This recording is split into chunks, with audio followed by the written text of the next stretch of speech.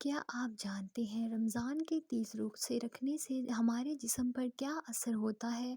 اس پر جاپانی سائنسدان نے ایک بڑی کھوج کی ہے اور یہ جاننا ہر مسلمان کے لیے بے حد ضروری ہے۔ جاپانی سائنسدان کو 2016 میں میڈیسن پر نوبل پرائز دیا گیا۔ ان سے جب پوچھا گیا کہ آپ نے کوئی ایسی چیز بنائی ہے جس کی بنا پر آپ کو دنیا کا سب سے بڑا انعام نوبل پرائز دیا جا رہا ہے، تو انہوں نے کہا میں نے کینسر کی ممکنہ دوا کھوج کی ہے۔ اس بات پر دنیا نے بڑے انداز میں ان کی کاوش کو سراہا۔ اس کے بعد جاپانی سائنسدان نے کہا میں نے کینسر کی دوا نہیں، کینسر سے بچاؤ کا ممکنہ حل تلاش کر لیا ہے۔ لوگوں نے پوچھا بتائیں ایسا کیا ہے جو ہمیں کینسر سے بچائے گا؟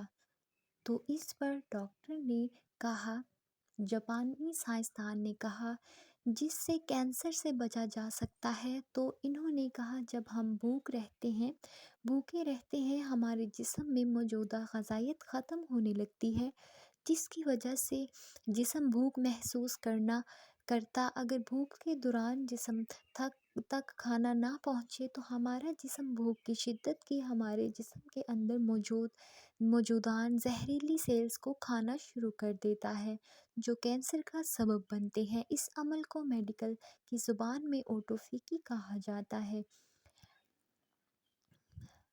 اگر آپ جانتے ہیں آپ کا جسم ایسے بیمار سیل سے پاک ہو تو آپ کو بھوکا رہنا چاہیے، ایسے تسلیس مرنا شروع کر دیتے ہیں تو ہونے کا خطرہ کم ہو جاتا ہے۔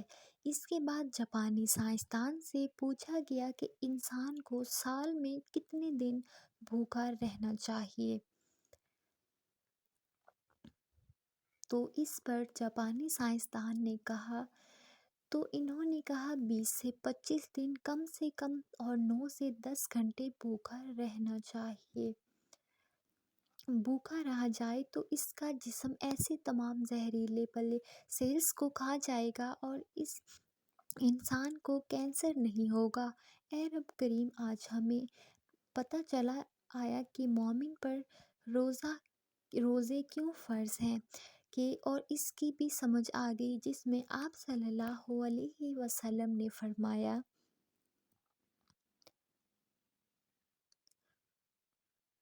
ویڈیو کو لائک کیجیے گا، چینل کو سبسکرائب کرنا نہ بھولیے گا۔